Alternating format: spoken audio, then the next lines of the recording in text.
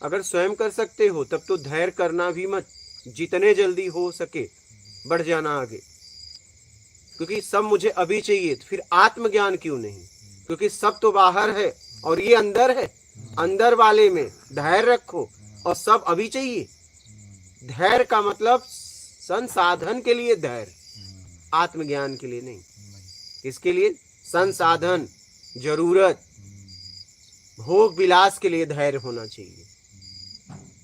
आत्मज्ञान के लिए कभी धैर्य मत करना, क्योंकि सब बाहर है और उसके लिए आप अथाह प्रयास कर रहे हो। और जो अंदर है, पहले से मौजूद है, उसके लिए क्या धैर्य करना, क्यों करना? बोलिए। उसकी तो दूरियां ही नहीं है। दूरियां तो आपने बाहर पकड़ के बना दी है, बस बाहर छोड़ना है कि उपलब्धि। तो आत्मज्ञान के लिए कभी धैर्य मत करना। हाँ, धैर्य करना किसके लिए? संसाधनों के लिए, कि भैया नहीं रहेगा तो हम समझौता कर लेंगे। क्या? जीने के लिए भोजन कर लेंगे, नहीं स्वाद चाहिए, मान की इच्छा छोड़ दो, जीने के लिए घर बना लेंगे, रहने के लिए घर बना लेंगे, जितने में हम जी सकते हैं उतना हम तन पे कपड़ा पहन लेंगे, ब्रांडेड के चक्कर में नहीं पड़ेंगे, सोसाइटी के चक्कर में नहीं पड़ेंगे। इसके लिए धैर्यवान बनो।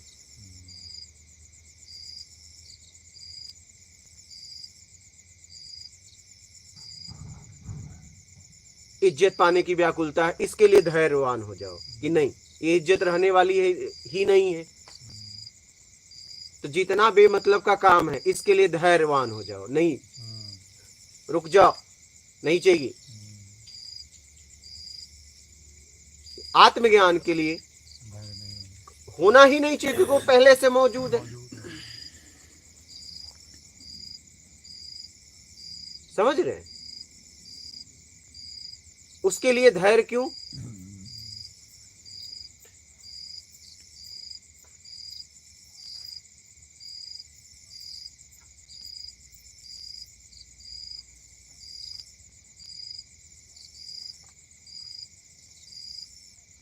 समझ गए? इसका विशेष ख्याल रखिए। धैर्यवान कहाँ होना है वो देखिए। जब किसी पे आप निर्भर होते हो, मेरा में धैर्यवान हो जाओ। पता नहीं, आपने एक गिलास पानी मांगा, आप चिल्ला रहे हो, सामने वाला गिर जाए, अरे जरूरी नहीं कि आपके चाल से वो चले। सबका बुद्धि स्तर, चलने का स्तर, भोजन बनाने का स्तर, काम करने का स्तर, सबका तरीका अलग अलग होता है। आप अपने तरीके से करवाने का प्रयास मत करिए। अगर आपने कुछ मांग की है, धैर्य होना चाहिए। क्या धैर्य? वो लाएगा ना, इसके लिए धैर्य होना चाहिए। समझ रहे हैं?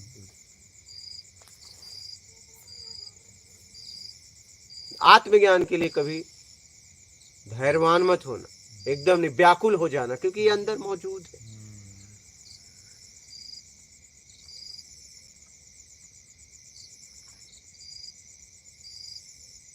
इसका विशेष ख्याल रखना। और हमने क्या किया पता है? आत्मज्ञान के लिए तो जन्म जन्म कोशिश ही नहीं किया। हाँ, जन्म जन्म चलेगा, इसके लिए तो जन्म जन्म लगता है, लेकिन विवाह इसी जन्म में करना है, बच्चे इसी जन्म में चाहिए, मकान इसी जन्म में चाहिए, बंगला इसी जन्म चाहिए, गाड़ी इसी जन्म में चाहिए, भोजन तो अभी चाहिए, ब्रांडेड कपड़े अभी चाहिए, ब्रांडेड मोबाइल अभी चाहिए, ब्रांडेड गाड़ियां अभी चाहिए, लेकिन आत्मज्ञान तो जन्म जन्म लगता है। अब बताओ, अगर कोई आपका विवाह बोल दे कि इस जन्म में नहीं अगले जन्म में होगा, मान जाओगे? बच्चे इस जन्म में नहीं अगले जन्म में होगा, मान जाओगे? कितना प्रयास करते हो? अगर बच्चे ना हो, नाती ना हो, तो देखो आप एकदम क्या से क्या नहीं कर, मतलब जितनी आपकी क्षमता है लगा देते हो। कोई कह दे ये अगले जन्म में आपको नाती होगा, मान लोगे? बोलो, मान लोगे? लेकिन आत्मज्ञान, हो और ना हो कोई फर्क नहीं पड़ता, ये जन्म जन्म लगता है। आपने पूरा तय ही कर दिया है, फिक्स, आपने फिक्स कर दिया है, फिक्स में एक फिक्स कर दिया है, इसके लिए जन्म जन्म लगता है, और वो पहले से मौजूद है।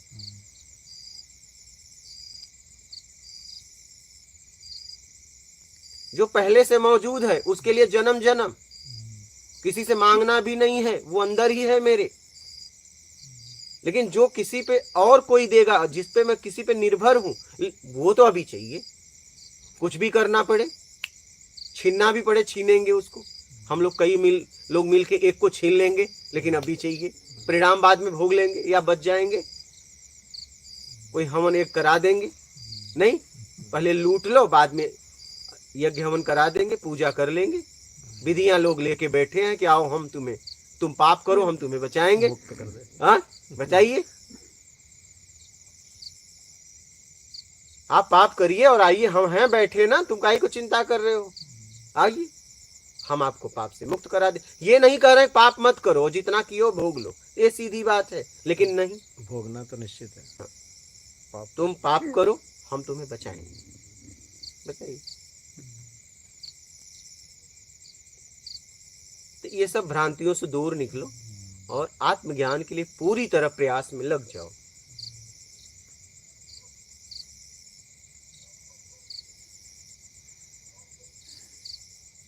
और अपने आप को समय दो, अपने आप को पूरी तरह समय दो। आप जहां हो, कम से कम वर्तमान में, चाहे 1 दिन रहो, 2 दिन रहो, पूरी तरह तो रहो।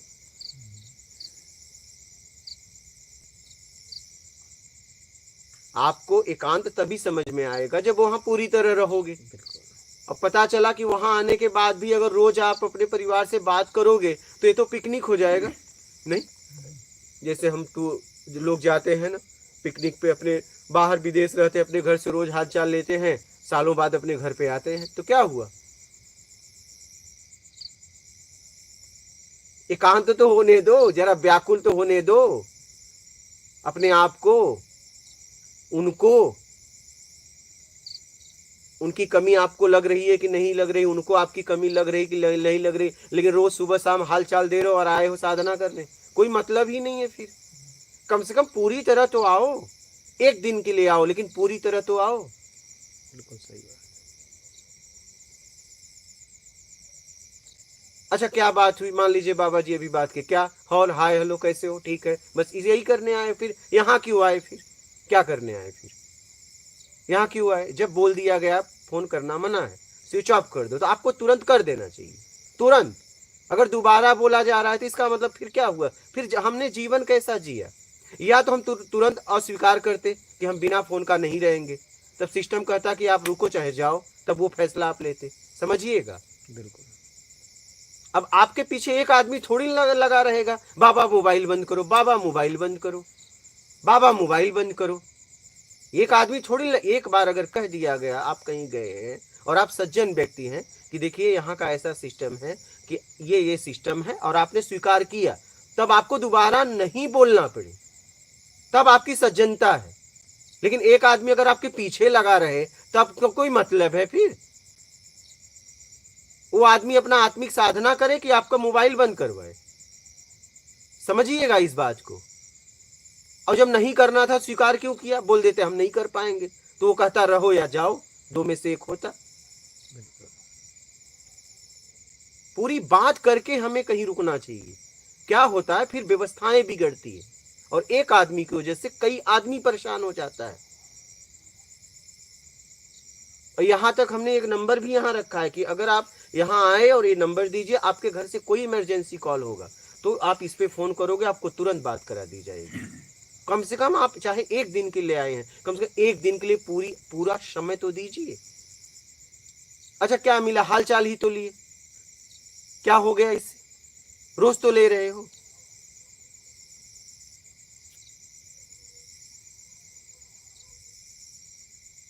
हमें बहुत समझ के जीना पड़ेगा। ये आप लोग जिस मार्ग पे आप आगे बढ़ना चाहते हैं, कोई साधारण मार्ग नहीं है। चलने वालों करोड़ों हैं और पहुंचने वाले अंगुलियों पे गिने जा रहे हैं। जरा समझिए इस बात को।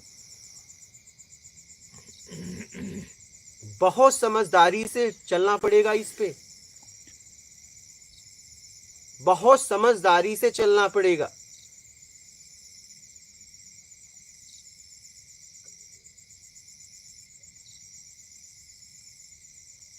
मैं तो समझता हूं कि दुनिया का सौभाग्यशाली व्यक्ति है जो आध्यात्म को समझता है, और दुनिया का दुर्भाग्यशाली व्यक्ति वो है जो समझने के बाद भी नहीं चल रहा है। बहुत ऐसे मंदबुद्धि हैं, पागल है। मैं गांव गांव घूम घूम के यात्रा किया, बहुत लोग अध्यात्म को समझते ही नहीं। जानते ही। तो वो तो नहीं जानते हैं, वो ठीक हैं, लेकिन तुम तो जानने के बाद क्या कर रहे हो आप? वो तो नहीं जानते, वो नहीं जानते, ठीक है अपनी जगह, उनके पास इतनी समझ नहीं है। लेकिन आपके पास समझ होने के बाद भी बस आप समझ के बैठे हो, आराम से अपना जी रहे हो। आपसे अच्छे तो फिर वो है, आप समझिए, आपसे अच्छे तो फिर वो है। बिल्कुल। लेकिन आपको लग रहा है कि नहीं मैं समझ गया, लेकिन समझ के किया क्या? आप में उनमें फर्क क्या है? वो नहीं समझे, अपना जी रहे हैं, आप समझने के बाद भी उनकी तरह जी रहे हो। फर्क क्या है मुझे बता दो, क्या फर्क है? वो भी उसी में लगे हैं, आप भी उसी में लगे हैं। वो बिना समझे लगे हैं, आप समझने के बाद लगे हैं। फर्क क्या है बताइए? लेकिन फर्क है, मैं समझ लिया हूं। समझ के किए क्या? क्या क्या किए समझ के?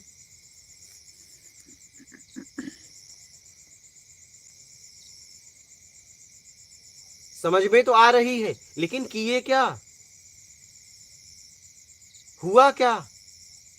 नहीं समझ में आ गया। अरे इससे क्या होगा समझ में आने से? जीवन में जिया आपने, जीवन में जिया, व्यवहारिक जगत में उतारा नहीं। जीना तो मैं उसी तरह, जिस तरह मैं जी रहा था उसी तरह मुझे जीना है। ये तो मैं जुटा लिया हूं। किसके लिए? चौराहे पे बोलने के लिए या पैसा कमाने के लिए? क्या गप मारने के लिए? ज्यादातर यही हो रहा है हमारे साथ। हमारे साथ यही हो रहा है कि हम अध्ययन करके इतना गप मारते हैं कि हमारे आसपास वाले परेशान हो जाते हैं हमारे ज्ञान से। समझ रहे हैं? हमारे आसपास वाले परेशान हो जाते हैं, घर वाले परेशान हो जाते हैं। आकाश उस ज्ञान से अगर जीते और सरल सरल हो जाते, आप सहज हो जाते, समझदार हो जाते, और लोग आपसे पूछते कि इस तरह का जीवन आप कैसे जी रहे हो, मुझे भी बताओ, तब आप बताते। लेकिन आप सुनना भी नहीं चाह रहे हैं और आप जबरदस्ती उन्हें सुना रहे हो। क्या बात समझ रहे हैं? आप जबरदस्ती उन्हें सुना रहे हैं।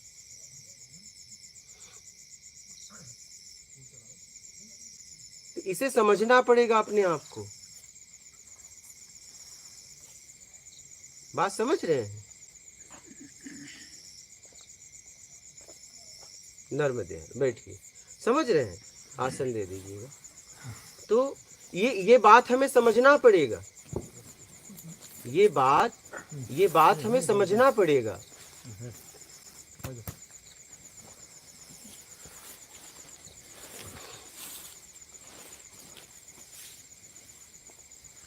उस ज्ञान में, उस समझ में हमें जीना पड़ेगा। जीने से बदलाव होगा, बस जुटा के रखने से कुछ नहीं होगा। घर में बहुत भोजन रख लिया, पका के ही नहीं खा रहा हो तो उसका प्रोटीन पोषण मिलेगा क्या?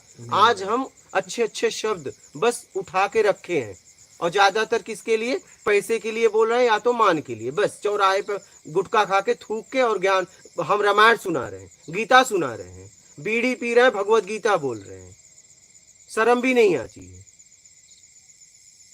मंत्र बोल रहे हैं, मुंह में गुटखा है। आप सब सोचिए जरा, सोचिए जरा इस बात को। मतलब कहां आप धर्म की रक्षा करेंगे कि धर्म को गिरा रहे हैं आप? आपको धर्म की परिभाषा ही नहीं पता है। धार्मिक व्यक्ति उसे कहते हैं जिसका शुद्ध आचरण हो, और जो व्यक्ति परोपकार में लगा हुआ हो, सत्कर्मी हो, और जिसका जीवन ईमानदारी से हो, उसे कहते हैं धार्मिक व्यक्ति। अगर ये गुण है तो, और ये गुण अगर नहीं है तो आप बस बाहर से धार्मिक हो और अंदर से अधार्मिक हो, बस।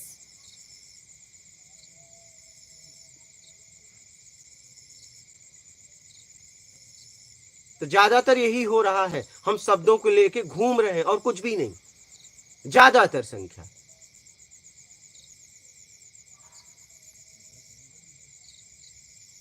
और हमें पूरी तरह समझना पड़ेगा। समझने से कुछ हो सकता है और समझ के फिर करना पड़ेगा। अब पता चला कि नहीं, मैं समझ के बस जीता रहूं और करूं नहीं, अपनाऊं नहीं, कोई मतलब नहीं। मतलब ही नहीं।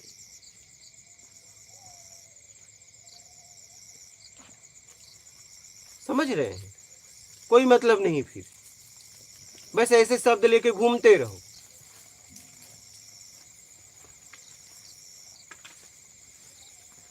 तो पूरी तरह ईमानदारी का जीवन हो, सत्कर्म में लगे रहो, परोपकार में लगे रहो, तब जीवन में ज्ञान का मतलब है।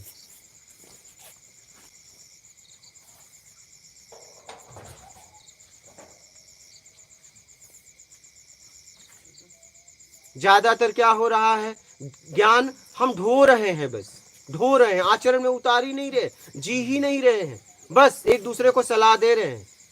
बीड़ी पी रहे हैं, बोल रहे हैं बेटा तुम बीड़ी मत पीना। क्या ये ऐसा सलाह हम दे रहे हैं? बेटा कैसे नहीं पिएगा? वो भी तो सोचेगा, वो देख के ही करेगा। कुछ तो सोचेगा कि कुछ तो बीड़ी में रस है।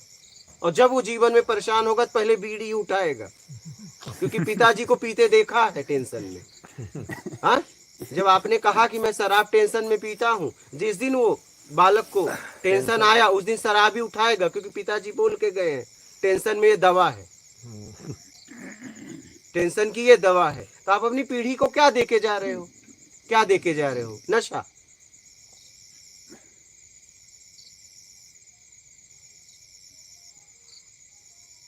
तो इन सब बातों को समझना जरूरी है। इसलिए कहा गया है शास्त्रों का अध्ययन नहीं, अनुसरण करो किसी योग्य गुरु के शरण में, क्योंकि अध्ययन करोगे तो अपने तरीके से उसका अर्थ का अनर्थ निकाल लोगे और ऐसे मान के लिए चौराहे पे बोलोगे।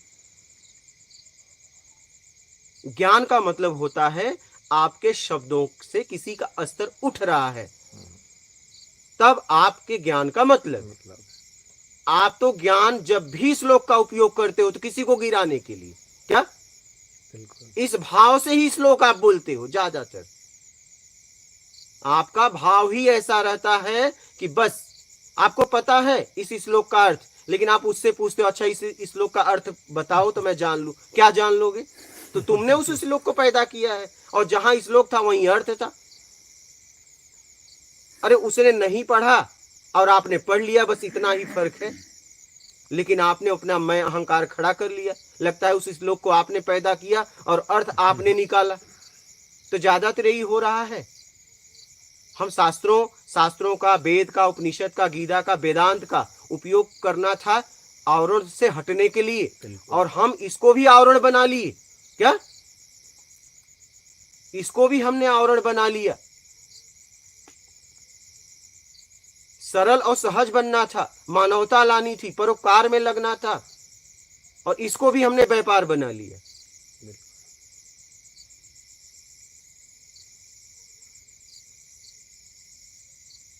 आज हम सामने वाले के चरित्र को देख के इज्जत नहीं दे रहे हैं, देखो उसके कपड़े और गाड़ी को देख के। अरे उसका चरित्र देखो, उससे बातचीत करो, उसकी सज्जनता देखो, दुर्जनता देखो। ये दोहरी चाल पता नहीं ये लोग कब छोड़ेंगे। अमीर को बैठा के घर पे दारू पिलाएंगे क्या, और बोलेंगे भैया फिर आना। गांव में जाके ढिंडोरा भी पीटेंगे, हमारे यहाँ देखो आए थे, चखना भी दे, गिलास भी दो। और गरीब आदमी दूर से भी जाता है, कहते हैं देखो बेवड़ा जा रहा है, जरा दूर से जा। मतलब उतनी दूर से महक इनको आ रही है, लेकिन जब दरवाजे पे बैठा के पिलाए तब इनको बास नहीं आई। तो ये समाज है, और उस समाज में हम लोग भी ऐसा करते हैं। ऐसा नहीं है, हम भी कहीं गड़बड़ी कर ही रहे हैं, हम थोड़ी ना पीछे हैं। हम तुलना में ही तो जी रहे हैं कि हम तुमसे पीछे क्यों।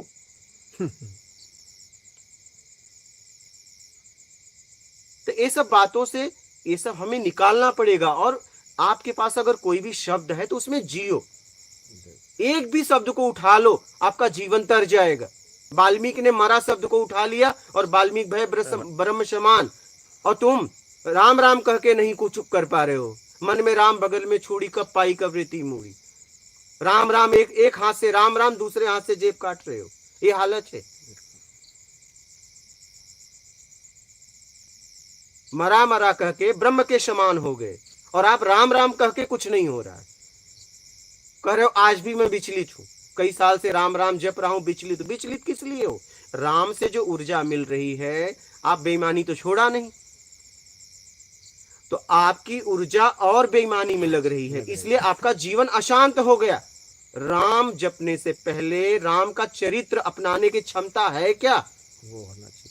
और इसके बाद ईमानदारी से जीवन जीते हुए सत्कर्म में अपने आप को लगाना पड़ेगा, तब राम राम कहने से कोई मतलब होगा। और नहीं तो राम से जो ऊर्जा मिलेगी ना, वो आप अपना उसी ऊर्जा से विनाश कर लो, विनाश कर लेंगे।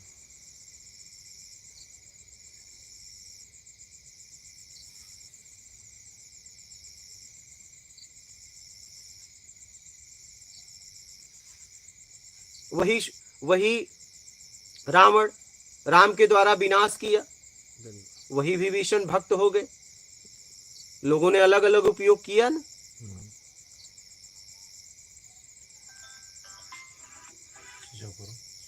तो इन बातों को समझो और समझ के अपने आप को निकालो।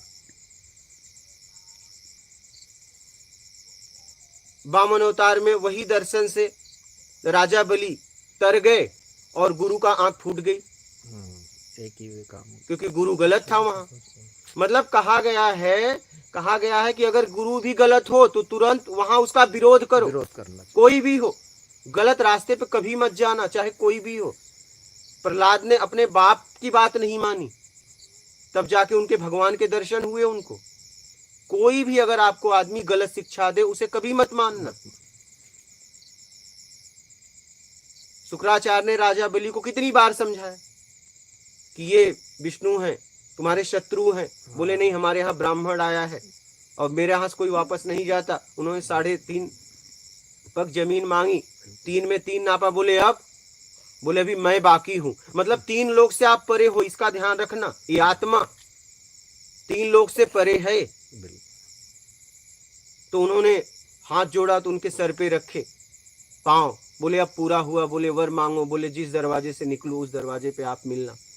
तब बताया जाता है कि उस दरवाजे से मिले, माता ने उन्हें आके रक्षाबंधन पे राखी बांधा। बोले अब मुझे इन्हें दे दो। तो गुरु की बात नहीं मानी, तब जाके किसके भगवान के दर्शन हुए, भक्त हो गया और गुरु की उसमें आंख भी चली गई। कहने का मतलब गलत शिक्षा कोई भी दे, कोई भी मत लेना, ग्रहण करना ही मत। जब तक सही शिक्षा दे तब तक उसके साथ रहना। कहने का तात्पर्य यह है कि आज हम अध्ययन कर रहे हैं लेकिन जी नहीं रहे हैं। क्या जी नहीं रहे हैं? एक दूसरे को बता भी रहे हैं लेकिन जी नहीं रहे हैं। ज्ञान खूब बट रहा है लेकिन जियो, जीने से कुछ होगा। चित्र की पूजा करते हैं, चरित्र की नहीं करते। तो मेन वही ना, देखिए उनका जीवन, चित्र की पूजा करने में बस कुछ देर किए, लेकिन चरित्र की पूजा करने में आपको कर्म में अपनाना पड़ेगा, व्यवहारिक जगत में अपनाना पड़ेगा, उसमें लगेगा मेहनत, लगना पड़ेगा, उसमें आपको काम करना पड़ेगा, उन लोगों से इस तरीके से जीवन जीना पड़ेगा, तब कुछ होगा।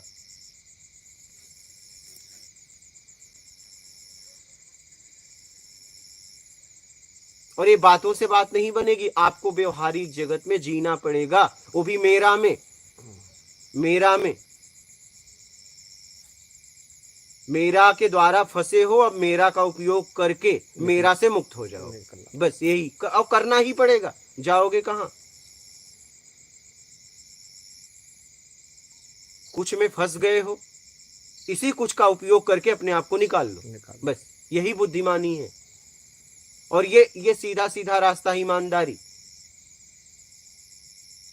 और सत्कर्म, जरूरतमंदों की सेवा। और दुनिया के किसी मार्ग से जाओ, आना यही है घुमा फिरा के आपको सेवा में। और जरूरतमंदों की, ऐसा नहीं जहां गजा है वहां, जहां भूखी नहीं है वहां भोजन पहुंचा रहे हो। बगल में कोई कांप रहा है, 200 किलोमीटर जाके 1000 कंबल बांट के आ रहे हो, और उसका कांपना आपको अच्छा लग रहा है, जैसा कर्म किया है वैसा भोग रहा है, तो 100-200 किलोमीटर जाके कंबल क्यों बांटे? वो भी भोगते ना, तो ज्यादा तो यही होता है। हमारे आसपास पहले ध्यान दीजिए, जहां आप जीते हो। लेकिन नहीं, हम 1000 किलोमीटर जाएंगे, भंडारा करके आएंगे, लेकिन सबसे बड़े हमारे अगर कोई शत्रु है अड़ोसी पड़ोसी नहीं। हमारे समाज में अगर हमारा मतलब पड़ोसी ही शत्रु होता है। सबसे ज्यादा वही।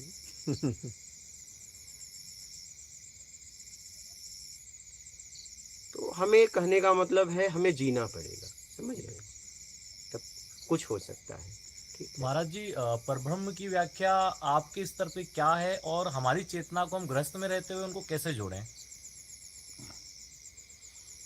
आप जी, कुछ ऐसा बताएं जो हमारे स्तर पे समझने लायक हो।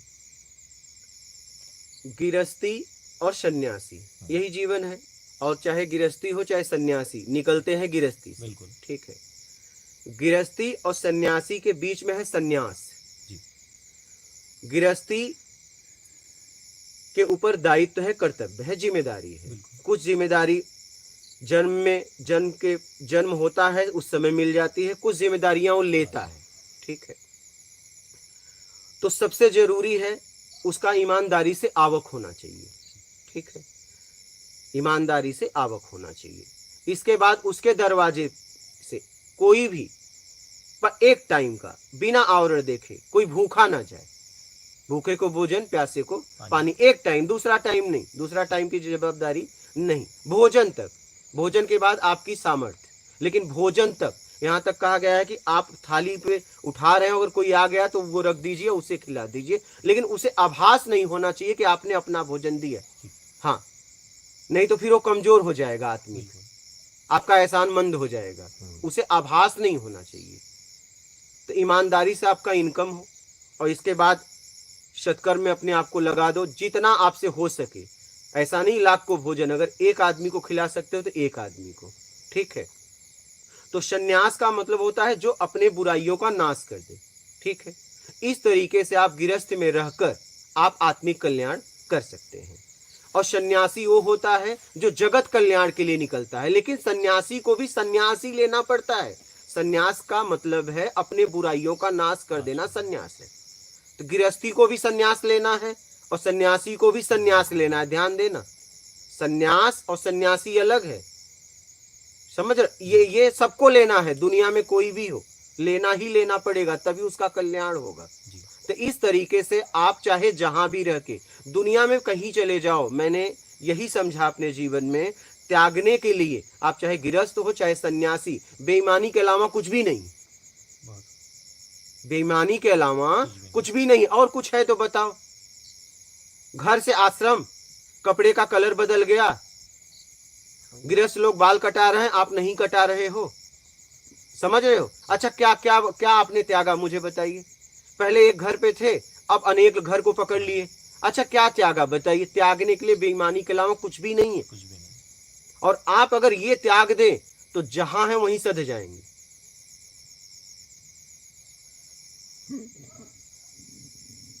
समझ रहे हैं?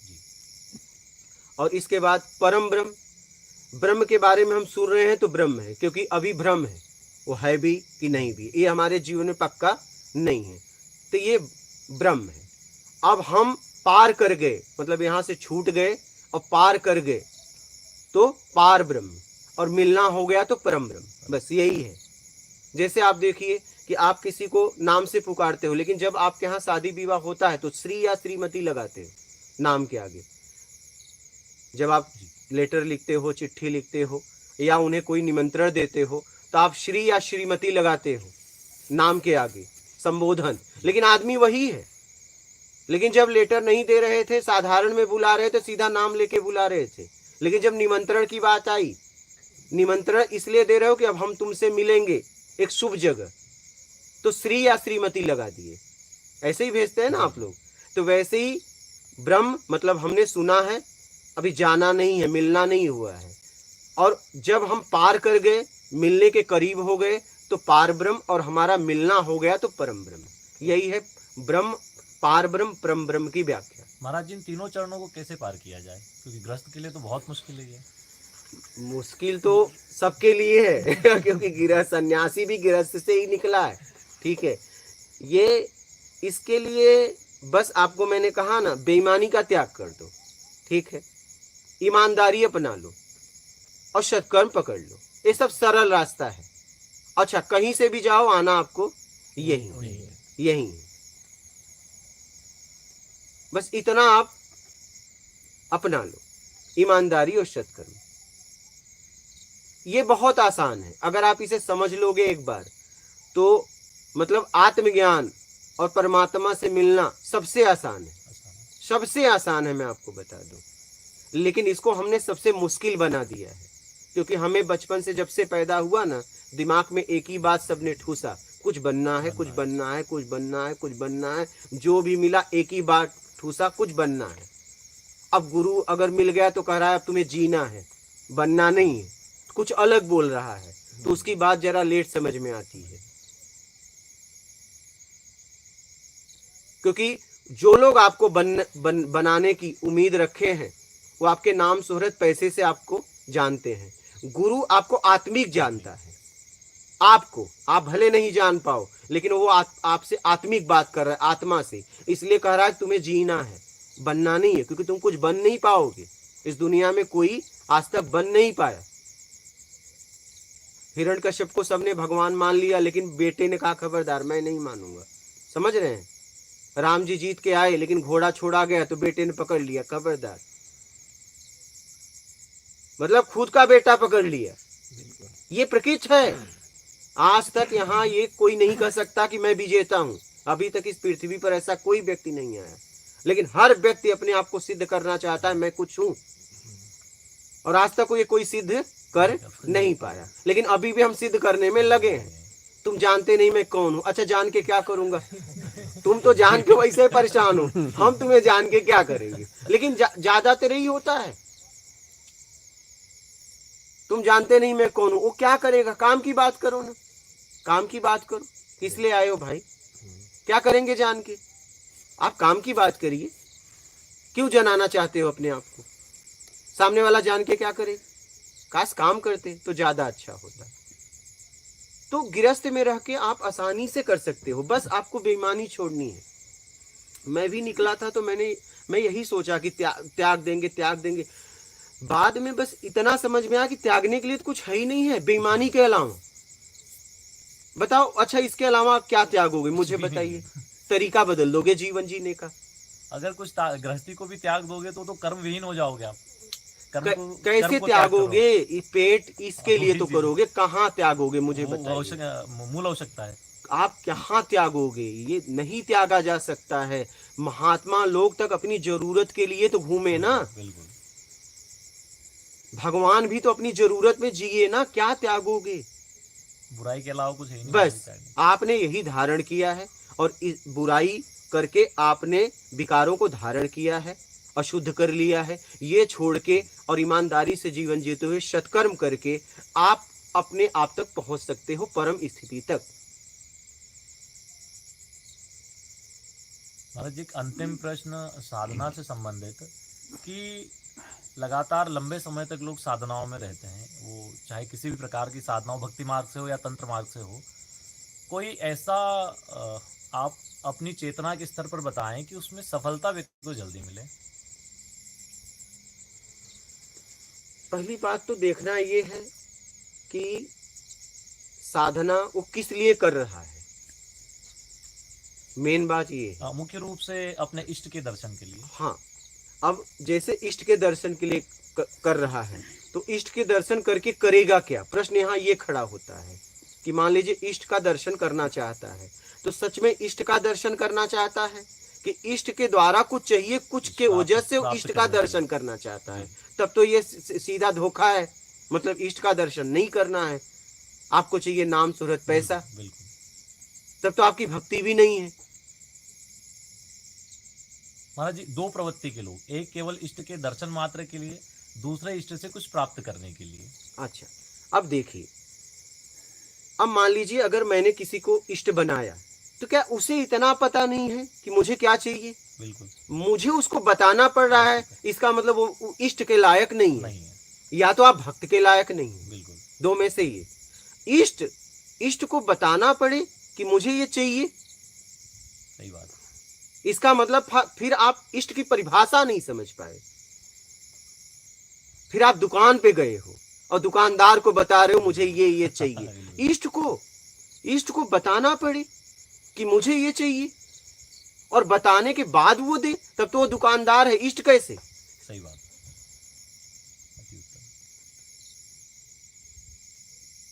इष्ट के प्रति तो समर्पण कर दो कि भैया आज से तू देख, क्या आज से तू देख तो दे। तुझे मैंने अपने जीवन को समर्पित किया कर दिया। और आज से मैं पूरी तरह जीवन ईमानदारी से जीऊंगा और सत्कर्म में लगा रहूंगा। बस इतना है कि मैं तो नहीं भटकूंगा, लेकिन अगर कहीं से कोई ताकत मुझे भटकाए तो बस सहारा तेरा रहेगा। ये प्रार्थना होनी चाहिए। बिल्कुल। और मुझे मालूम है कि अगर तू मेरा इष्ट है और तेरी कृपा है तो मैं कभी भटक नहीं पाऊंगा, मुझे कोई भटका नहीं सकता। इष्ट से ऐसी प्रार्थनाएं होनी चाहिए। बिल्कुल। क्या इष्ट को नहीं पता है कि मुझे क्या चाहिए, उसे बताना पड़ेगा। बिल्कुल। तो फिर वो इष्ट कैसा है बताइए। सही है। तब तो आप उससे ज्यादा समझदार आप हो, तो आपको पता है। आप ज्यादा समझदार हो तो आप उसके इष्ट होने चाहिए। सही। उसको आपको इष्ट बनाना चाहिए क्योंकि आपको क्या क्या चाहिए उसे नहीं पता है, आपको पता है। जी बिल्कुल।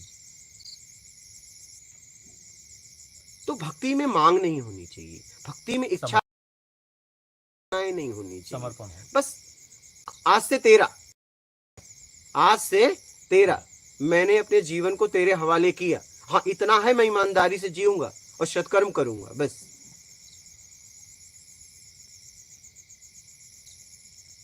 ये प्रार्थना होनी चाहिए। मूल समर्पण है महाराज। हाँ एक अरे तो अपने को तो वही पहुंचना है ना। मूल समर्पण मूल हो में गया। आधा अधूरा क्यों बन के जीना। सही बात। जब करना है तो पूरी तरह करना है, या तो नहीं करना है, या तो हाँ या तो ना। आधा अधूरे में क्यों जीना, न इधर के न उधर के। जी। तो फिर ना में रहो। जब करो तो पूरी तरह करो, या तो मत करो।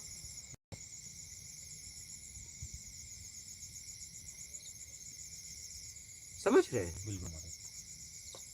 और कोई प्रश्न हो तो नहीं। बोलिए, कोई संशय भी हो तो निसंकोच नहीं। बोलिएगा।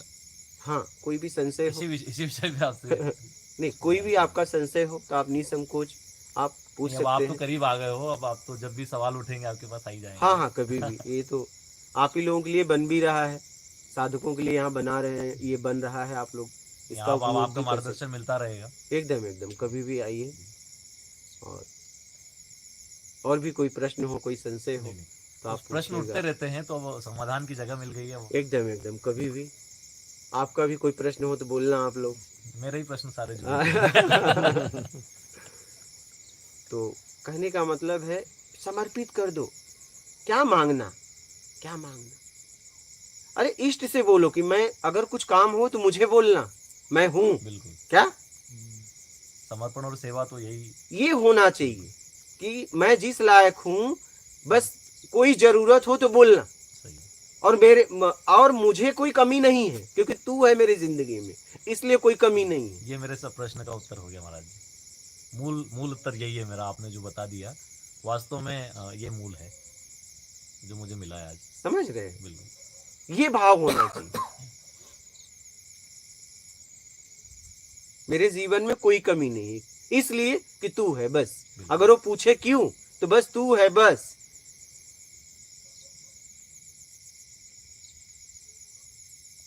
ये भक्ति में भाव होना चाहिए।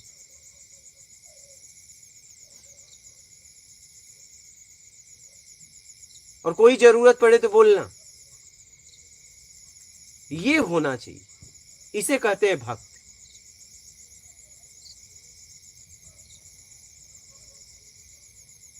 समझ रहे हैं। बिल्कुल महाराज। ये सेवा और समर्पण ही भक्त को रखना चाहिए, चाहे वो भक्ति मार्ग हो चाहे वो किसी अन्य कोई मार्ग से जाओ, ज्ञान मार्ग, भक्ति मार्ग, योग मार्ग, समर्पण ध्यान और मार्ग, सेवा। किसी मार्ग से जाओ, बस ईमानदारी सत्कर्म अपना लो, बस पार करा दो अपने आप को, यहाँ भी वहां भी, हर जगह।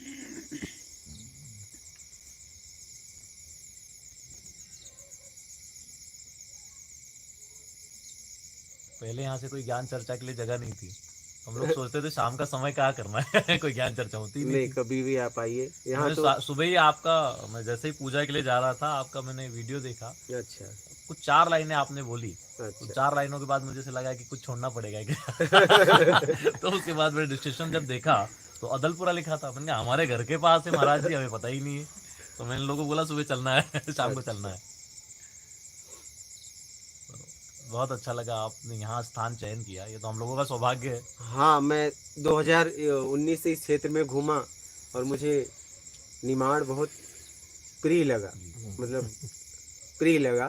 तो और अदलपुरा में मैं 2019 से मेरा यहाँ आना जाना, तो मैं 12 साल के ऊपर हो गया, मैंने कुटिया कोई बनाई नहीं थी। अच्छा, तो मैंने साधकों के लिए और ज्ञान को फैलाने के लिए जगह चाहिए था, तो मैंने यहाँ भाव बना कि ये जगह ठीक है, ये एरिया भी ठीक है, यहाँ के लोग भी बहुत सज्जन हैं और ये किसी भी नए लोगों को सहयोग करते हैं। हाँ, तो मैं 2019 से ये सब देखा कि यहाँ पे अगर रात को महिला भी आ जाए तो माँ का भाव मानते हैं। बिल्कुल बिल्कुल। और तो बहुत सोच समझ के मैं इस जगह पे फैसला लिया, बहुत सोच समझ के। मैया की बड़ी दिव्य ऊर्जा है यहाँ के लोग, नहीं है बड़े सज्जन हैं। मतलब एक माता जी यहाँ आई थी, तो उन्होंने कहा मैं स्नान करने जा रही हूँ, बोला जाइए। फिर कुछ देर बाद आके बोली कि वहाँ लोग हैं, बोला माता जी आप स्नान करिए, यहाँ कोई किसी को देखता नहीं। कोई नहीं देखता। क्या सही बात। कोई किसी पे वो नहीं करता। मैं वही उनसे कहा कि मैं बोला आप स्नान करिए, यहाँ कोई किसी को देखता नहीं, माँ की ऐसी अद्भुत कृपा है। बिल्कुल। तो ये क्षेत्र मुझे अच्छा लगा। हमें भी बहुत अच्छा लगा आप आ गए। हम सबका भी सौभाग्य है कि ज्ञान चर्चा होती रहे। एकदम एकदम, यहाँ तो होता रहता है, यहाँ पे जितने लोग बैठे हैं कई जिले के यहाँ बैठे हैं, यहाँ इसी के लिए ये निर्माण हो रहा है साधकों के लिए। बहुत बढ़िया है। यहाँ पे ऐसी व्यवस्था भी कर रहे हैं, कोई भी साधक एक दिन से लेके आजीवन तक रह के साधना करे यहाँ पे। बहुत अच्छा। हाँ, ऐसी व्यवस्था यहाँ मेरा बहुत समय से इंतजार था कि साधनात्मक क्षेत्र का चुनाव करके कुछ बनाया जाए। इसके लिए हमने भी अदलपुरा जो मुतुकाजी वाला एरिया है वहाँ पे एक जगह चयन की है। अच्छा। आश्रम बनाने के लिए, जहाँ पर निःशुल्क भोजन और मेडिकल की व्यवस्था रहेगी नर्मदा परिक्रमा वासियों के लिए और ऊपर साधकों के लिए रहेगी। बहुत अच्छा है। तो ये व्यवस्था के लिए हम काफी, अभी वृंदावन में भी हमें 2.5 बीघा जमीन मिली है। अच्छा। उसका दान पत्र तैयार हो रहा है, वहाँ पे भोजन के लिए व्यवस्था के लिए। बहुत अच्छा है उसको शुरू करने के लिए। बस इतना ख्याल रखना जी, मैं आपको सलाह दे रहा हूँ। जी महाराज। सलाह इसलिए दे रहा हूँ कि मैं आपकी सलाह तो हमारे लिए आदेश, आप बोले। ये कपड़े पे घूमा हूँ, मुझे समाज का बहुत अनुभव है। ठीक है, कभी भी आवरण मत देखना, बस ये ख्याल रखना। बिल्कुल महाराज, वो क्योंकि हम ज्यादातर उसी में फंस जाते हैं। शुरुआत तो सेवा से होती है, सेवक या साधक ही वहां तक पहुंचते हैं और बाद में साधक को भी सेवक ही बनना पड़ता है। जितने महात्मा साधना किए बाद में समाज की सेवा की, मतलब सेवक ही वहां पहुंचता है घुमा फिरा के। और सेवक बनना साधारण नहीं होगा, ये भी बात समझना। क्या? बिल्कुल महाराज, सेवक बनना साधारण नहीं होगा। तो ध्यान रखना कहीं आवरण का कभी प्रभाव ना पड़े। हाँ, क्योंकि आवरण हमेशा प्रभाव देता रहता है। क्या? एक से एक आएंगे, अपना बैकग्राउंड बताएंगे। आप बात समझ रहे हैं महाराज? जो होता है वो होगा, ये हो रहा है। हाँ, मेरे लिए अलग व्यवस्था दो। और जैसे ही आपने किया तो उस जगह का कोई मतलब खत्म, तुरंत खत्म कर दिया महाराज। सबके लिए एक नजर है, टिका रहे। नजर तो है, फिसलने में टाइम नहीं लगता। आप जैसे संतों का आशीर्वाद रहेगा, एक ही नजर रहेगी। हाँ, रहता शुरुआत ऐसे ही होती है। अभी हनुमान जी के मंदिर में एक ही प्रार्थना की कि धर्म से कभी भ्रष्ट नहीं हो जाए, सदैव धर्म पथ पे रहें और बुद्धि सदा विनम्र रहे, ऐसा आशीर्वाद। ये तभी होगा, ये तभी संभव है जब आप प्रभाव देना और लेना दोनों छोड़ के बिल्कुल छोड़ेंगे, तभी होगा। ध्यान रखना, न तो प्रभाव देना और ना तो लेना, तब ये टिका रहेगा। और जैसे ही आपने प्रभाव दिया तो लिया और उसी में आप गए। एक दृष्टि महाराज, बस वही पतन होने में टाइम लगता है। आज यही तो चल रहा है, वीवीआईपी समान और बात करते हैं अद्वैत की। क्या? हाँ, करा रहे हैं वेदांत सम्मेलन और वीवीआईपी समान। बताइए, ये वेदांत सम्मेलन का मतलब समझते हैं? वेदांत का मतलब होता है, वेदांती उसे कहते हैं जो आवरण से मुक्त हो गया हो, वो सीधा आत्मा से बात कर रहा हो। लेकिन यहाँ कपड़े गाड़ी के नीचे बात ही नहीं करते, देख के बात करते, और ये अपने को वेदांती कहते हैं। आपने भी देखा होगा समाज में।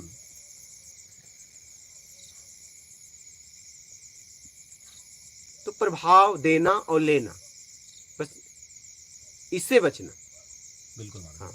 अब आप आ गए तो मार्गदर्शन होता रहेगा हम लोगों का। एकदम एकदम इससे बचना। जी। समय और समय पे गुरु सानिध्य और सत्संग मिल जाए व्यक्ति को तो भटक नहीं सकता। बहुत जरूरी है। मैंने जीवन में समझा कि जैसे हमारे जीवन में किसी भी जीव को माँ जरूरी है, बिल्कुल वैसे ही जीवन जीने के लिए समाज में गुरु जरूरी गुरु है। आवश्यक है। लेकिन गुरु स्थिति है, गुरु कोई व्यक्ति विशेष नहीं है। वो एक स्थिति है। गुरु स्थिति है। गु मतलब अंधकार, रू मतलब प्रकाश, जिसके अंदर अंतर आत्मा को प्रकाशित करने की क्षमता है, वो जो सीधा आत्मा से बात करे वो गुरु है। बिल्कुल।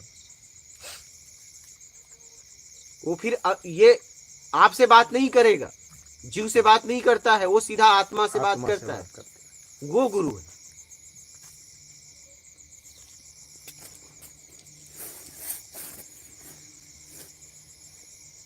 तो जीवन में गुरु बहुत जरूरी है, सत्संग बहुत जरूरी है। बहुत जरूरी है महाराज जी, क्योंकि भटकने में देर नहीं लगती। एकदम मन ऐसा है कि उसके घोड़ों को लगाम लगाना बहुत मुश्किल है। एकदम एकदम वो सत्संग के माध्यम से और गुरु कृपा से ही संभव है। एकदम। जैसे रोज हम भोजन करते हैं और इसी शरीर का उपयोग करके हम कर्म करते हैं। अगर एक हफ्ता ना खाएं तो गिरने लगे, चाहे जितनी भी बुद्धि हो, ज्ञान हो, सब धरा का धरा रह जाएगा जब शरीर काम नहीं करेंगे। ऐसे ही सत्संग जरूरी है, बहुत जरूरी। भोजन की तरह।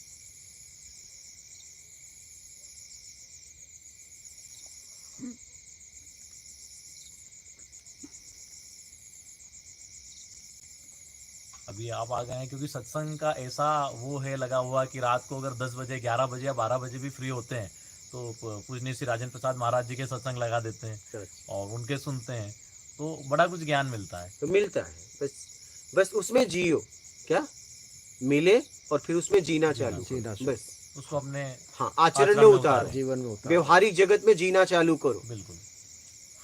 उसका उपयोग करो, वो भी मेरा में होगा, अपने ऊपर तो प्रयोग अपने ऊपर तो कर नहीं सकते। आप शब्दों का उपयोग बाहर करोगे किसी के साथ तो उसका रिटर्न जवाब मिलेगा, प्रतिक्रिया मिलेगा। तो आप उन शब्दों को मेरा में अपनाओ, बिल्कुल खुद में सुधार आएगा तो महाराज जी। हाँ, जब मेरा में अपनाओगे तभी, बिल्कुल तभी, क्योंकि वहां से फिर आपको आशीर्वाद मिलेगा, तब आप में सुधार आएगा। अब सोचोगे शब्दों का उपयोग नहीं करूं, लेके ढोता रहूं, तो नहीं सुधार आएगा ही नहीं, कुछ नहीं फर्क पड़ेगा। आपको व्यवहारिक जगत में लोगों के साथ ऐसा व्यवहार रखना पड़ेगा, तब आप में बदलाव आएगा। खुद में ही बदलाव नहीं लाए और लोगों को ज्ञान दे तो उससे नहीं फिर कोई मतलब नहीं है, फिर सारा ज्ञान किताबों में है। फिर अभी गाड़ी में वही बात हो रही थी, दो हमारे मिलने वाले थे, वो दुनिया को बड़ा ज्ञान बांटते हैं और अभी इसने बोला कि मेरे को एक दिन ढाबे पे दारू पीते हुए मिले। हाँ तो बस वही तो बोले बताओ क्या है, तो बस वही है। बोला जल्दी से ब्लैकलिस्ट में नंबर डालो, अपने साथ रहेंगे तो अपना नाम खराब होगा। वही तो भाई, साथ का तो असर पड़ेगा, सवाल ही नहीं, नाम खराब होगा। अपने पे असर नहीं पड़ेगा तो नाम तो खराब हो गई। तो मैंने जल्दी से ब्लैकलिस्ट में डालो उनको, गलती से फोन ना आ जाए। सही, वही तो ज्ञान देना बहुत आसान है, उस पर चलना आसान नहीं, चलना कठिन।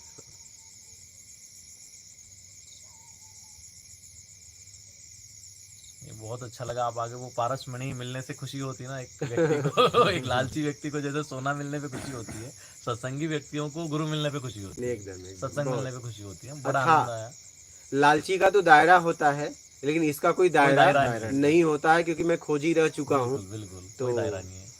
इसका तो शब्दों में हम बोल ही नहीं सकते। अगर जीवन में सत्संग मिल जाए तो हम शब्दों में बोल नहीं सकते कि कितनी आंतरिक प्रसन्नता है, क्योंकि दायरे से पार है, पार है। लालच का तो एक सीमा है, एक दायरा है। वो सोने के पाके भी खुश नहीं रहेगा। हाँ, क्योंकि सोने को पाके सोने को बेचेगा, फिर उससे कुछ सुख लेगा। समझ रहे हैं? इंद्रियों से खुद रस लेगा। हाँ, फिर बाद में सोना भी खत्म हो जाएगा, फिर बाद में इंद्रियां भी कमजोर हो जाएंगी, फिर वो रोएगा। समय का लाभ नहीं उठाएगा। वो हमेशा लालच में ही जिएगा। सही बात है। समझ रहे हैं?